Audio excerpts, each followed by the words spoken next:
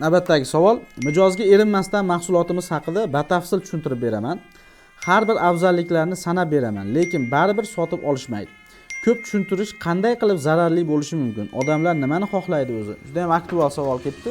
Mahsulotingiz haqida gapirib bersangiz ham, afzalliklarini sanab bersangiz ham, lekin mijozlar sizdan sotib olmayotgan bo'lsa, bir nechta sabablari bor.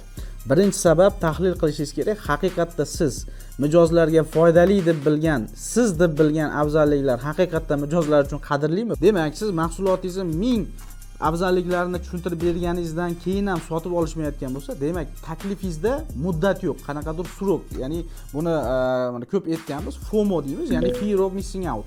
Yo'qotib qo'yish hissi. Mahsulot to'g'ri kelishi mumkin, lekin qaror qabul qilishga undaydigan trigger yo'q. Taklifingizda shunaqa narsa yo'q. Mahsulotingiz to'g'ri keraklidir. Nimaga hozir sotib olishim kerak deydigan savolga javob yo'q siz taklifingizda. O'shaning uchun mijoz sizni sotib olmaydi emas, sotib oladi, lekin hozir emas. Yana bitta narsa, balki sizga ishonmayotgan bo'lishligi ham mumkin mijozingiz. Ya'ni sizni mutaxassisligingizga, bu sohani qanchalik yaxshi bilishingizga, siz sohangizda bu tovarni sotadigan odam emas, balki siz mutaxassis sifatida o'zingizni shunaqa taassurot qoldirsangiz mijozingizga, sizga ishonish baland bo'ladi. Ishonch bor joyda savdo qilish ham, qaror qabul qilish ham ancha oson bo'ladi.